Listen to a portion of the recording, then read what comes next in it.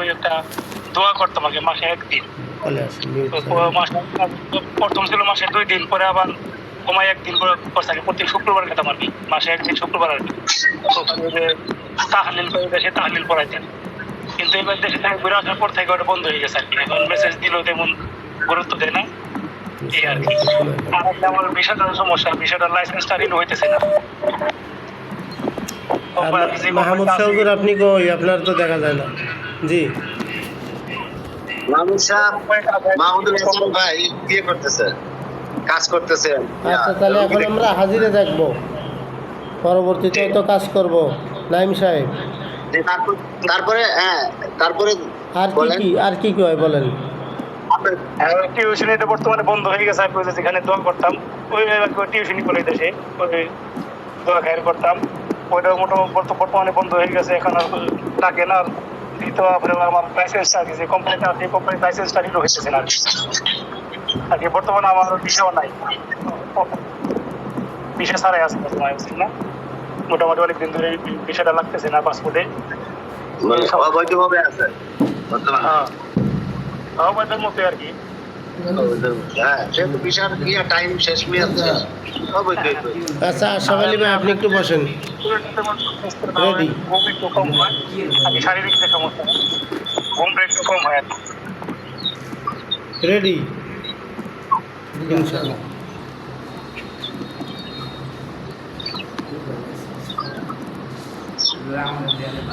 তাকান, চোখ বন্ধ করেন।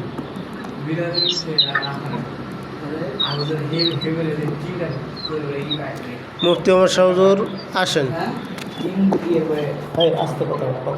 আসসালামু আলাইকুম। ওয়ালাইকুম আসসালাম ওয়া রাহমাতুল্লাহি ওয়া বারাকাতুহু। ওই যে গত কয়েকদিন আগে একটা হাজিরে দেখা হয়েছিল হাফেজ নাইম সাহেব, ওনার বাড়িতে তো কী সমস্যা পাওয়া গেছে, আর উনি তো থাকে বাহিরে, তো ওনার কী কী সমস্যাগুলো একটু দেখেন। হ্যাঁ বলেন নাইম সাহেব, হুজুরের কাছে বলেন। আগে নাম, ঠিকানা, বয়স এগুলি বলেন।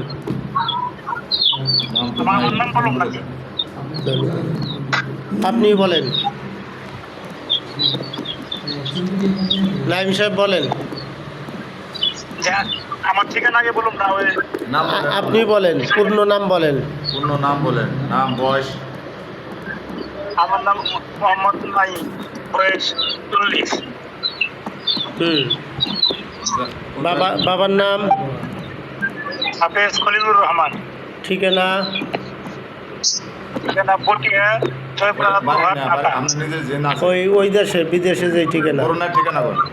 এখানে আছে আপনার জালান 39 সিম্পল 45 রুম নাম্বার 28 বুরুনাই। দারুসালাম। হ্যাঁ বলেন, এবার কি কি প্রশ্ন জানতে চান? ওই যে অবশ্য উনি এক বাড়িতে দোয়া করতো। দোয়া করতাম হাজি দাতু উসমান বিন ইয়াকুব, ওনার পাশে দোয়া করতাম অনেক বছর যাবত। আমার আব্বাইও যখন ছিল এখানে উনিও করতো। আব্বাই যাওয়ার পর থেকে আমি মোটামুটি। কতদিন পর পর দোয়া করতেন? কলা শেখার বন্ধ করেন। আরে মোবাইল বাজে কার? মোবাইল বাইরে মোবাইল কার বাজে? সাইলেন্ট করে দেন। হ্যাঁ,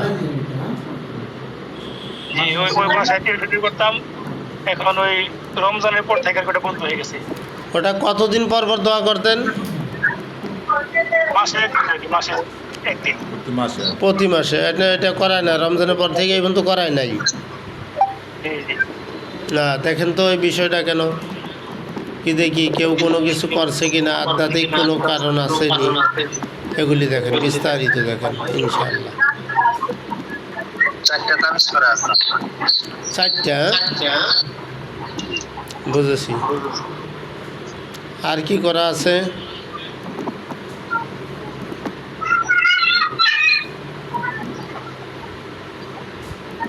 আর ওই বিষয়টাও লাগতেছে না, আমার বিষয়টার সমস্যা।